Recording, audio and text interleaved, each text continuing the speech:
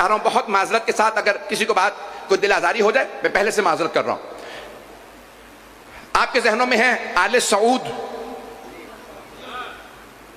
سن رکھا ہوگا، خاموش تو آپ ایسے جیسے مجھے پتا ہے.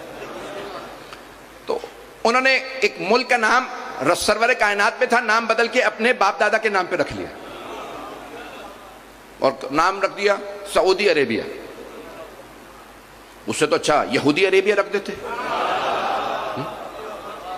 تو آل سعود کوئی آل یہود تھے، ڈاکو تھے، بحری قزاق تھے. بس سرور کائنات کے نام پہ ملک کا نام ہوتا وہ بہتر نہیں تھا؟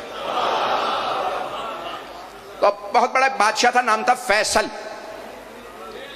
آل سعود کا جو بڑا بیٹا تھا، اس نے ایک مرتبہ، ہمارے بہت بڑے عالم دین تھے لبنان کے سید شرف الدین موسوی عاملی، ان کی مناظرے پہ بہت کتابیں، تو بے انتہا لوگ ان کی کتابیں پڑھ پڑھ کے اہل بیت کے راستے پہ آنے لگے. فیصل نے کہا ذرا انہیں دعوت دو، میں ملنا چاہتا ہوں. جب وہ حج پہ گئے تھے تو فیصل نے دعوت دی، بلایا، اپنے بھی مفتیوں کو بلا لیا.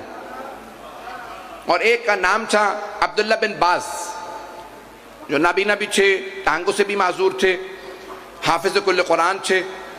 اسے پتہ نہیں تھا کہ بھئی یہاں پہ کون کون موجود. تو ایک مرتبہ بادشاہ فیصل نے بلایا مرحوم آیت اللہ سید شرف الدین موسوی العاملی کو اور کہا بھئی یہ کیا بات ہے، آپ لوگ ابھی تک 14ویں صدی، یہ 20ویں صدی ہجری یعنی 20ویں صدی عیسوی آ گئی ہے، آپ لوگ ابھی بھی جا کے گارے مٹی کے مدینے میں بوسے دیتے ہیں، نجف کربلا میں سونے چاندی کی زریحوں کے بوسے دیتے ہیں. لوگ چاند پہ پہنچ رہے ہیں، آپ ابھی تک سونے چاندی کے بوسے دے رہے ہیں، گارے مٹی کے بوسے دے رہے ہیں. کب تک یہ آپ نہیں روکیں گے؟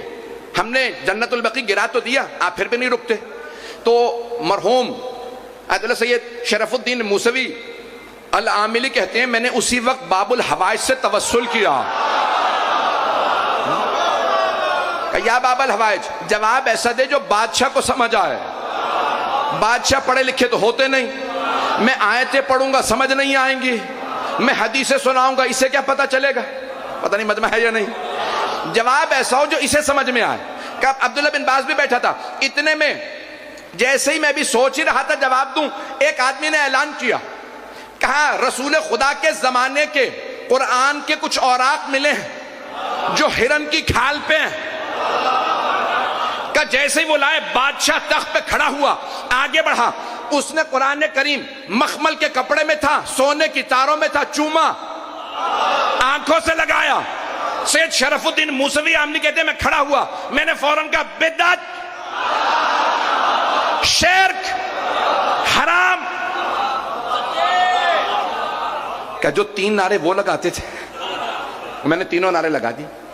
تو فیصل نے کہا مولانا دماغ صحیح ہے آپ کا، ابھی تک تو صحیح بیٹھے تھے، اب اتنا چیخ چیخ کے کہہ رہے ہیں بدعت، شرک، حرام. کہ تم نے ابھی سونے کی تاروں کے بوسے دیے ہیں، مخمل کے کپڑے کے بوسے دیے ہیں، ہرن کی کھال کا بوسہ دیا. فیصل نے پلٹ کے کہا نہیں آغا، آپ کو غلط فہمی ہوئی ہے، وہ جو اس میں قرآن ہے نا، میں نے قرآن کی خاطر مخمل کو چوما، سونے کی تاروں کو چوما. کہ ہم بھی گارے مٹی کو نہیں چومتے، سونے چاندی کی زری نہیں چومتے، اندر جو نبی آلے نبی